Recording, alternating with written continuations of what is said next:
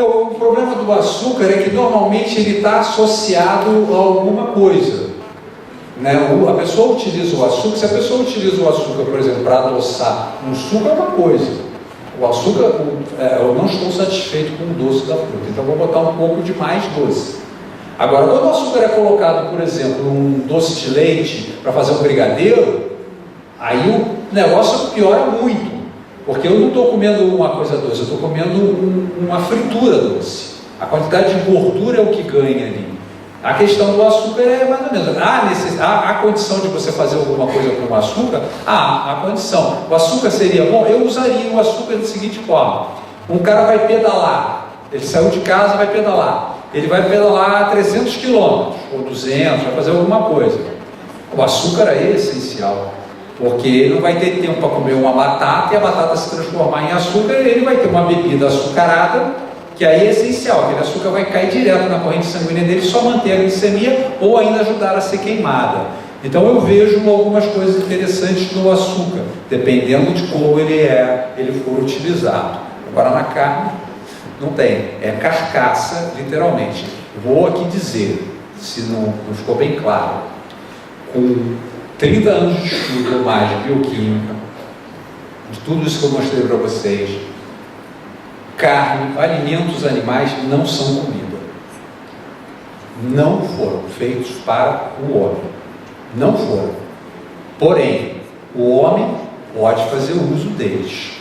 Não vai morrer imediatamente por causa disso, mas não significa que seja uma boa prática. Eu, no meu consultório, eu não trabalho para que ninguém seja vegano, porque isso é uma coisa inatingível. Eu trabalho para que o cara coma menos animal. Para mim é muito mais importante tirar queijo da vida do cara do que carne. Queijo é muito mais difícil. E aí eu vou falar, queijo não é... Eu não acho que açúcar seja pior que carne, mas tenho certeza de que queijo é. Por quê?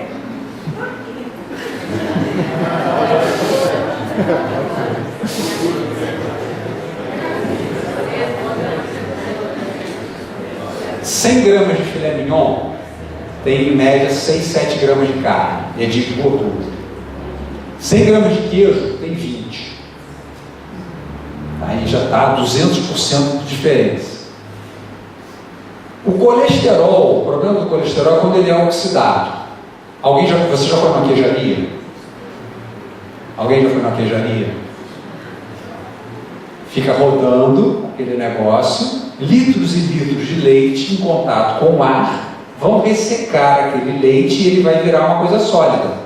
Então é oxicolesterol adoidado, que nem a carne consegue ter. Então é oxicolesterol, uma quantidade absurda de gordura saturada. Tem a caseína, que eu vou mostrar aqui a caseína para você. Então o que foi a maior descoberta, uma das maiores descobertas do China Health Project foi isso aqui, ó. Aqui. Eu estou andando para trás ou andando para frente? Andando para frente, né? Vamos usar você. Faz o backspace, por favor. Tá bom. Para frente só um pouquinho. Então, o que foi descoberto? Olha só, isso aqui é quentinho, é fresquinho, tá? É uma realidade, tá? Que o Dr. Colin Campbell, que é um bioquímico, não é um médico, ele observou. Existe em relação ao câncer o que? Você tem a presença de um agente cancerígeno, que muitas vezes não precisa ser a presença de uma substância, mas pode ser a presença de uma irradiação, alguma coisa assim. Mas vamos pensar que seja um carcinogênio. Para que esse carcinogênio venha a produzir aqui no final células cancerígenas, ele passa por etapas. Não é assim de grátis. Isso acontece por etapas. Primeira etapa é o carcinogênio conseguir entrar na célula, ele escapar de um sistema imunológico, conseguir ter acesso à célula. Então esse sistema imunológico, para começar, é importante. Mas vamos supor que ele consiga passar essa barreira, aí ele vai ter que ser metabolizado. O carcinogênio sem metabolização, ele não é ninguém. Então ele é metabolizado por uma enzima. E através dessa metabolização, ele se transforma então numa anomalia, numa substância agora extremamente tóxica para o corpo, que está inclusive dentro da célula. Não estava passeando em volta, agora está dentro da célula. O próximo passo, então, seria ele, então, promover um dano na estrutura do DNA e se multiplicar. Então, é muito difícil não ter câncer. A verdade é essa. Você pode ter câncer. Foi feita autópsia numa senhora de 110 anos e se descobriu um monte de câncer dentro dela. Mas ela morreu dormindo, nem um passarinho. Ela não teve câncer. Ela teve o câncer, mas não teve o câncer. Entende? Com 110 anos, aquelas células se dividiram, mas estavam sob controle. Não se apavorem com o diagnóstico de câncer. Não é para ninguém sair correndo e meter uma faca. É perguntar por que o câncer está indo. Por que ele se mostrou? Ter é diferente de desenvolver. Tá, então essa enzima aqui, guardem ela na cabeça de vocês. É um ponto essencial para que o carcinogênio vire câncer. Então, eu tenho que procurar metabolicamente que substâncias que estimulariam essa enzima a trabalhar. Aí se descobriu o quê? Que o consumo proteico tem relação com essa atividade enzimática. E que, quando eu tenho um consumo proteico que é 20%, eu tenho um desenvolvimento dessas células. E quando eu tenho 5%, eu um desenvolvimento 76% menor por causa da atividade enzimática. Em outras palavras, proteína em excesso estimula. A gente estava falando de dieta com 20%, 15%, olha aí. Não falamos de com 35%? Essa é com 20%. Então, o que se descobriu? Não só que a proteína ela promove desenvolvimento para o cara ficar mais gordo, mais forte, aquele cara que faz musculação na academia, mas também promove o desenvolvimento dos tumores. Proteína, a caseína, basicamente, que é a proteína do leite derivado. 80% da proteína do leite derivados é caseína. Então, olha só, o que ele mostrou? Que no consumo proteico, à medida que esse consumo proteico vai subindo até um ponto que seria um consumo proteico mais adequado ao homem, de 10 para baixo, você tem, então, um aumento das células precursoras do tumor. Ninguém ouviu falar nisso. Alguém aqui ouviu falar nisso? Ninguém sabe disso. E por que vai saber? Você vai parar de comer queijo? A indústria não vai gostar. Entende? Então não tem contra o nosso conceito de prosperidade. Né? Nós estamos ficando prósperos, estamos comendo cada vez mais. Então olha só, todo mundo fica preocupado. Então esse estudo foi feito com um tumor de fígado, desenvolvimento de um tumor de fígado. Ele pegou, expôs esses animais a uma substância, que é a aflatoxina, que é altamente cancerígena. E ele colocou uma quantidade altíssima dessa substância numa dieta baixa em proteína, e a resposta foi pequena. Quando ele pegou pouca alfa-toxina, ou seja, expôs esses ratos a uma quantidade pequena de carcinogênio, porém, numa dieta alta em proteína, olha a resposta. Aqui, ó, estudo aqui do Dr. T. Colin Campbell, do China Study, aquele que eu falei para vocês perguntarem se o seu médico está lendo.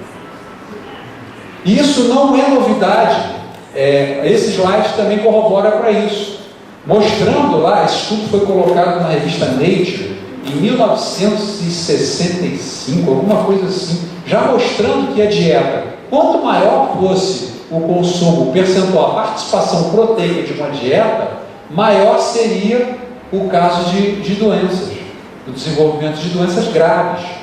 Então essa questão, quando eu fiquei chocado de estar na casa de um amigo outro dia, e ele agora está com uma namorada que mora lá com ele, a maioria dos meus amigos realmente não são da igreja, né? Isso é uma coisa que eu não nasci, fui criado na igreja. Então o meu trabalho é estar com ele. Aí eu chego assim na geladeira, na sala, eu olho assim, um negócio desse tamanho de caseína. Eu falo, para esse amigo, pô rapaz, a tua namorada está usando esse negócio, a gente não deve nem usar, a gente deve evitar leite derivados porque tem essa caseína e ela está com um pote desse tamanho, que estava lá até com preço, custou quase R$200 de caseína. Ah, porque a médica dela, eu sei, ele conversa comigo, a médica dela disse que é ótimo, que não sei o que promove emagrecimento, aumento da massa muscular. Desconhece o China Study. Entende? É aquela história. Você tem que ver se o seu médico está estudando e criando consciência das coisas, ou se ele está ruminando. Se ele está falando para você alguma coisa que ele ouviu o galo cantar, e ele está simplesmente repetindo para você. Agora, quando você cutuca a onça com a vara curta, você vê que é um gatinho. Pois é, esse carro que Deus deu para a sua criança, veja bem, ele tem um limite. Tá? Como é que o músculo pode aumentar? É justamente com o carboidrato, que é o combustível para ele. Cada grama de carboidrato presa ao músculo é presa com 2,7 gramas de água. Olha que beleza. Então, quer dizer, o seu filho ele fica como Daniel, robusto. Daniel ficou mais forte. Né? Qual foi a aparência de Daniel descrita lá no capítulo 1? Ele estava cheio de carboidrato. Os músculos dele eram dele, mas agora esses músculos estavam cheios, porque ele se alimentou de fontes de carboidrato. É como uma bateria solar. Ele botou a bateria e energia solar para dentro dele. Os músculos ficam fortes. Então, arroz, feijão, batata, frutas, legumes, verduras, uma alimentação farta e colorida é a melhor coisa que pode. Obrigado. Eu acho que já está na hora, né, de acabar a bateria. É a melhor coisa possível para o cristão. Se você quer que ela fique mais forte, ela tem que fazer mais atividade física e comer mais. Porque o músculo, se a gente for medir aqui em cada um de nós, a quantidade da enzima que bota o carboidrato para dentro do músculo, ela vai ser diferente, que é a glicogênio-sintase. Para uns vai ser. Para aqueles que estão fazendo mais atividade física, aquele cara que está nadando 1h30, aquele cara que está andando 2 horas, aquele cara que pedala, aquele cara que só anda 15 minutos, aquele que não anda, vai ser diferente. Não é dieta, é resultado de exercício. Só fala de dieta, dieta é o quê? Reposição de algo que você gastou. É aquela história, se você não gasta, você não come. É essa a realidade do corpo. Para que eu estou comendo? O corpo vai ficar pensando, né? Eu estou comendo, mas para quê? Eu não estou fazendo nada. É o doutor Adair, querendo que eu viesse aqui ontem. O doutor Adair, eu posso vir aqui de noite, se o pessoal tiver, eu não fiz nada o dia inteiro, fiquei sentado no ônibus. Então, quer dizer, você come, você deve comer para repor o que você gastou, né? Pensa dessa forma, a energia ela passa por dentro de você e você age, que nem o pique-ruxo que estava ticando ainda há pouco ali, agora está dormindo, falei que ia dormir, e depois ela vai embora, CO2 e água. Agora, quando você come o animal, você está botando para dentro uma carcaça do bicho. Ela não vai virar energia dentro de você e não vai ser jogada fora. Vai virar pneuzinho.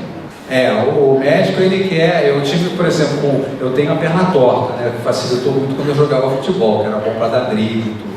Mas essa perna torta, um dia eu fui lá no colega, aí eu falei com ele, levei a minha esposa, que ela tinha que ver um negócio, eu aproveitei e falei, dá uma olhada aqui na minha perna. Aí o cara fez aquele negócio todo, Rogério, você não tem mais nada aqui, isso aqui, isso aqui. Eu já sabia disso tudo, porque a opção do cara foi até uma coisa que me fez fazer medicina, né? Foi um dia que eu fui no médico, eu tive esse problema no joelho, pegando uma bola na linha de fundo, eu acabei com todos os ligamentos. Aí o cara chegou e falou assim, esse primeiro, agora voltando no tempo, ele chegou e disse assim, sabe o que você tem? Aí ele falou, IDK, Internal Derangement of the Knee, ou I don't know, não sei, vamos operar? Aí eu saí correndo do consultório desse cara. O nome eu sei, até o nome do cara era lá do Silvestre. Saí voando de lá, falei, esses caras são malucos. Aí comecei a ler sobre assuntos, fiz medicina, comecei a me tratar, fazer exercício tudo. Hoje em dia eu continuo sem ligamento nenhum, mas eu tenho uma musculatura que segura o meu joelho no lugar, também não jogo mais bola, né? Então, nesse cara que eu fui recentemente, levar minha mulher, eu falei, dá uma olhada aqui pra mim. Eu falei, Rogério, isso aqui a gente trata rapidinho, vamos quebrar, vamos rodar, vamos colocar um parafuso, vamos fazer assim. Aí eu olhando assim pra cara dele, aí eu falei assim, porque o médico é assim, ele não faz aquilo por maldade, é o dia a dia dele, ele tem que quebrar, tem que cortar, tem que fazer aquilo tudo. Aí ele chegou e falou isso para mim. Eu falei, mas vem cá, quando você terminar essa sua festa aqui no meu joelho, quanto tempo eu vou ficar parado? Vou ficar no estaleiro? Em 6 meses você tá bom. Aí eu pensei assim na minha vida, cara, eu vou ficar 6 meses sem nadar, sem a praia, sem andar de madrugada, sem ver o sol nascer, sem pedalar, sem fazer nada. Aí eu falei para ele, tá bom. Aí levei minha mulher na outra consulta e fiz um pouco de dieta, porque parece até engraçado. Eu fiz um pouco de dieta porque eu estava sentindo as coisas, porque eu estava meio fofinho, né? Eu estava comendo um pouco mais, estava naquela vida boa e tal. Aí, isso acontece comigo também, né? O pessoal fica pensando que não acontece. Aí quando eu cheguei lá, ele falou, ei Rogério, não sei o que, vamos operar? Eu falei, não, olha só, galera, eu tirei 5 quilos da carcaça. Aí ele falou, então por isso que você ficou bom. Eu falei, mas pô, pensei assim, cara, por que você não me disse que eu tinha tirando 5 quilos da carcaça? Eu ficava bom, né? Quer dizer, o cara não levanta essa hipótese, porque não está na área dele, porque ele só olha um serrote e parafuso, ele não olha outra coisa. Então você tem que analisar o seu médico. Por exemplo, se eu for o médico de alguém que você vai dizer, eu vou lá no Rogério, ele vai fazer de tudo para não me agredir. Mas o outro cara não, ele vai pensar, vou cortar, vou tirar um pedaço do teu estômago, vou botar ali, não sei o que, é a praia dele, entendeu? Você tem que ser esperto, saber analisar o médico e a opinião que você está procurando, entende? Porque assim, eu tinha um outro paciente que ele chegou, ele foi morar nos Estados Unidos e ele foi lá no médico, o cara viu o colesterol dele alto e tudo, não sei o que, papapá. Aí chegou e falou assim para ele, toma aqui os remédios. Aí ele chegou, me conheceu no Brasil, aí eu falei, não, se eu estiver disposto, a gente trata os seus problemas com dieta e exercício, e tratamos, ele melhorou, parou inclusive de fazer cirurgia anual que ele fazia de carótida. Aí ele falou, vou lá naquele cara de novo. Aí chegou no cara, assim, o cara viu todos os exames, viu ele mais magro e tudo, chegou assim, o senhor tomou os remédios? Ele falou, não. Aí o cara chegou assim, como não? Eu fiz dieta e exercício. Aí sabe o que o médico falou? Aí ele quase pulou no pescoço do cara, se você sabia que isso não adiantava para mim, por que você não falou? Porque ninguém faz. Ou porque está fora da alçada dele, ele não saberia também o que dizer. De repente ia dizer para você que dieta boa é com ricota, é com gelatina, isso que é dieta, entende? Então, essas coisas acontecem. O que é importante, a gente sair daqui hoje, é entendendo como o negócio, como é que a banda toca, como é que o grande conflito acontece, como que ele está cercado, como que está tudo bem planejado. Qualquer coisa que Deus falou para você fazer, vai estar se fazendo de tudo para que você não faça. E uma coisa muito importante do que eu falei hoje na pregação, talvez a gente tenha que lembrar agora. Quando aquela passagem da senhora White, ela fala que a questão de que se tem que ter, não se pode esperar antes de ter fé. Você não pode esperar. Vou esperar a ciência alcançar. Vou esperar. E qual é o exemplo que a gente tem? Na própria Torá, no capítulo 1 de Gênesis. Já repararam? Todo mundo sabe que o Sol é maior do que a Lua. Sabe há quanto tempo da nossa história a gente sabe que o Sol é maior do que a Lua? Copérnico, né? Galileu, 500 anos mais ou menos. Então, quando aqueles caras estavam ouvindo Moshe falando, conta aí pra gente como é que foi a história da nossa... Como é que veio o homem? Aí ele falou, o homem tal, primeiro Deus parava, o Espírito do Senhor parava, tal, estava contando tudo aquilo. O Senhor criou, tal, e fez o luzeiro da manhã maior. Aí o pessoal deve ter ficado como? Bom, até então esse Moisés era um cara bacana, mas agora ele começou a falar besteira. Por quê? Para os povos antigos, o Sol sempre foi menor do que a Lua. Sempre. O cara via aquela lua monstruosa no céu, como a gente viu uma bonita ontem, e eu olhava o Sol assim, meio que de lado assim, o Sol sempre foi menor do que a Lua. Então você ia fazer o quê? Você ia jogar todo o relato bíblico no lixo, porque você acreditava numa mentira de que o Sol era menor do que a Lua? Então você tem que pensar, eu não preciso do Dr. Rogério estar aqui na frente falando tudo aquilo, porque Deus falou. E dá lá escrito, Gênesis capítulo 1, versículo 29. Eu criei você e dar-vos-ei para mantimento, 2 pontos, anota, é isso. Está aqui, acabou, eu não preciso do Dr. Rogério, eu não preciso do Dr. T. Colin Campbell, eu não preciso de médico nenhum para isso. A verdade é essa. Se Deus colocou, Ele colocou porque é. Eu não preciso. Essa questão que você falou é super importante. Por que a igreja ainda coloca como oficial a questão da dieta ovo-láctea vegetariana? Eu entendo isso perfeitamente. Por quê? Primeiro, talvez não tenha conhecimento de tantos dados como a gente tem. E segundo lugar, se eu fosse igreja, eu ia ficar com 3 pés atrás para chegar e sugerir uma dieta vegana, porque vai que acontece dar alguma coisa errada amanhã, o cara é atropelado e vão dizer porque ele era vegano. Entende? Aí a igreja vai sofrer processo e uma série de outras coisas. Mas individualmente eu não compreendo. Eu acho que individualmente não. A pessoa tem que analisar, avaliar e dizer, não, eu entendo por que a igreja não ainda mantém, apesar do Espírito de Profecia dizer, ser bem claro, em que haveria um momento, leiam o Espírito de Profecia. É um pecado por parte da igreja não ler o Espírito de Profecia. É literalmente, tá? A irmã não tinha nada que ter me perguntado de queijo. Não tinha. Está bem claro no Espírito de Profecia. E louvem a Deus por isso, porque não precisa do Dr. Rogério falar das desqualificações do queijo. Ela coloca, não é alimento, não deveria ser colocado dentro do estômago, o seu efeito é nocivo, é deletério, está lá escrito, sou eu que estou falando, tá? Então quer dizer, louvem a Deus por isso, porque Deus está colocando essas coisas. Então eu entendo o porquê da posição da igreja ficar principalmente porque a comunidade científica toda vai cair em cima. É que nem ensinar criacionismo na escola, ninguém quer que isso aconteça. Falando um pouco de culinária, eu até recomendo, tá? O pessoal que vai me tirar pedra daqui a pouco, mas o que eu estou recomendando, eu vou falar, para essa questão, se vale a pena eu começar a tirar alimento extremamente forte em sabor, como são os alimentos cárnicos, e trocar por alimentos vegetais, num período de transição, eu estimularia a língua, eu estimularia o paladar, tá? Então pegaria, por exemplo, você vai ver, você vai comer um arroz, você vai comer uma batata, tá? Que tem sal, tem orégano, o que você quis colocar. Se você adicionar caldo de legumes, ele vai ter um sabor totalmente diferente. Entende? Por quê? Porque o caldo de legumes, ele é um monte de legume que foi vaporizado, botado num sachê e adicionado com glutamato monossódico. Aí todo mundo vai dizer, esse doutor Rogério agora realmente é um louco. Não, eu acho que vale a pena. Eu acho, porque eu vou ganhar um cara que vai estar saindo de um regime carne, passando por uma transição, porque o que tem muito na carne é glutamato. E não pensem vocês que não é só o glutamato que está na carne, não. Porque o maior consumidor de glutamato do planeta Terra se chama McDonald's. Você não vai conseguir fazer um cheeseburger igual ao do McDonald's, porque você não vai ter coragem de fazer o que o McDonald's faz. Ele pega aquela carne que já está cheia de glutamato, ácido glutâmico, que é um aminoácido, né? E vai botar aquele queijozinho e vai tacar ainda sem dó uma quantidade absurda desse elemento. Entende? Então, vale a pena? Eu acho até que vale a pena. Então, no período de transição, até ele adquirir sabor mais refinado, que ele ataque em cima.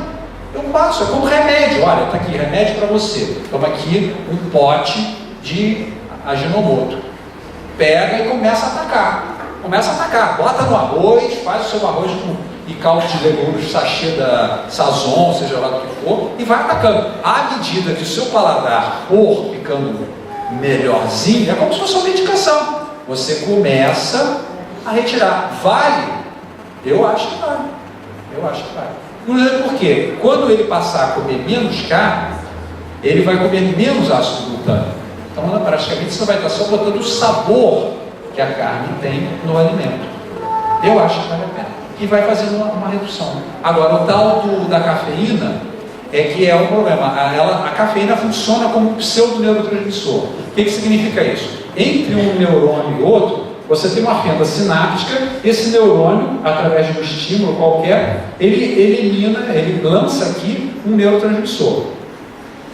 O que acontece é que elementos como a cocaína, cafeína, né, esses elementos eles são capazes de prender o neurotransmissor na fenda sináptica. Então, se eu tenho um estímulo assim e o meu corpo entende, quando eu uso cafeína, esse estímulo é assim. Eu boto o dedo na campainha. Eu não faço assim, tem. Eu falo, tem. Aí o cara fica ligado. E só vai deixar de ficar ligado quando esse efeito acabar e ele vai deprimir. E ele deprimindo, ele vai precisar de novo de quê? De toque na campainha? Não, ele vai precisar do tem de novo. Entendeu? Então é esse o problema. Pô, doutor Rogério, então você acorda de manhã cedo, como é que você sai da cama? Qual o seu pé de cabra? Como é que você sai dela?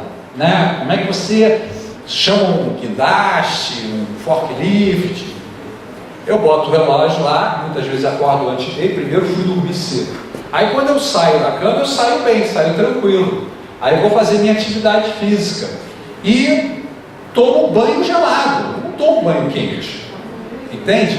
E então, quer dizer, eu saio dando coisa. Lá no Rio não tem tomar banho frio, mas aqui. A doutora Daí está de testemunha aqui no final de semana que nós passamos, não foi no Rio de Janeiro não, Nova Friburgo. Meu pé chegou gelado lá na quinta para sexta-feira, ficou gelado até o momento da gente ir embora, um frio.